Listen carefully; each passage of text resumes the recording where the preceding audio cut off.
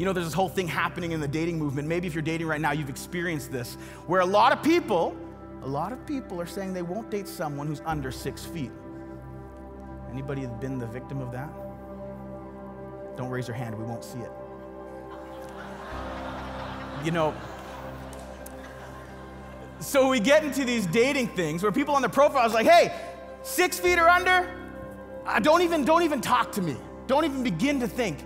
And you see, I was going through this thing where I'm like, you know, sometimes because I know a lot of people come to me and be like, Chris, do you know any good Christian guys? Like, you know, is there anybody you know that you can connect me with? Can you talk? So I become this great matchmaker, which hasn't had much success. I gotta be honest. I'm not great at it, so don't come to me looking, because I'm gonna set you up with something terrible, and it's not gonna work out. But I was talking to this one girl, and she's like, yeah, Chris, like, well, okay, this guy, he's gotta love Jesus. I said, okay, awesome. I got someone. Okay, he's gotta do this. I said, okay. I said, well, because this thing was in my head around height. I said, does he have to be tall? She's like, yeah, he has to be kind of tall. I'm like, okay, so kind of like me, like my height? She's like, no, much taller than that. I said, what, are you kidding me? Like, and this actually then hit another one of my insecurities, because earlier that week, I ran into some people I don't know, but who knew me. So in this role, over the last 10 years being here at Village, there's a lot of people who have been part of our community who I haven't had the privilege of actually getting to know and getting to meet, but they'll see me here on stage and or through video and get to know me a bit, and sometimes we run into each other. And so I met this one couple, and they're like, oh, Chris, we just feel like we know you. And I said, okay, tell me, like, what am I like in real life? Like, am I just as tall as I was on screen? And she's like, no, not at all. Actually, you're quite short compared to what we thought you were. I said, oh, that's terrible. Yeah, and the guy's like, yeah, it's kind of disappointing. And I don't know if he was joking. I don't know if he was joking about that. But like, it kind of hit me somewhere. And then this article came out this last week, I'm not sure if you saw it, where these people are like actually paying for like leg extension surgery where they can gain 3 inches of like height, because they'll actually get their legs like actually, you know, extended. You know, there's a whole thing there. And I just thought to myself, well, wouldn't that be great? I said, I could maybe, you know, like have a couple extra like inches of height. I could be that 6'1", you know, get out of my 5'10" range. Told my wife, and she said, Chris, that wouldn't solve the problem. The problem isn't when you're standing, because when you're taller than me, that's when you sit, you have a short torso. So like, God blessed me with these like beautiful long legs, but like when I sit, I look like a child next to her. And so I was looking for spine extent. Anyways, it doesn't work out.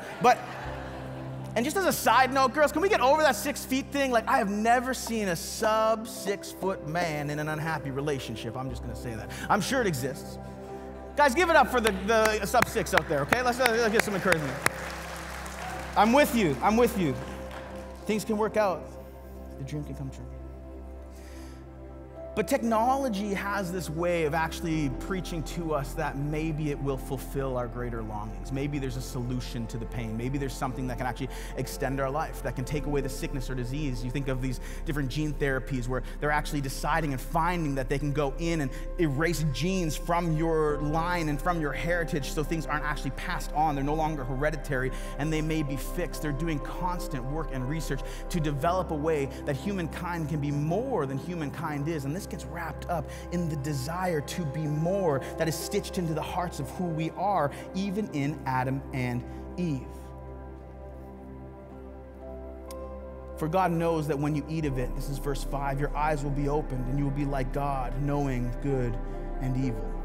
So when the woman saw the tree was good for food, and that it was a delight to the eyes, and that the tree was desired to make one wise, she took of its fruit and ate. And she also gave some to her husband who was with her, and he ate.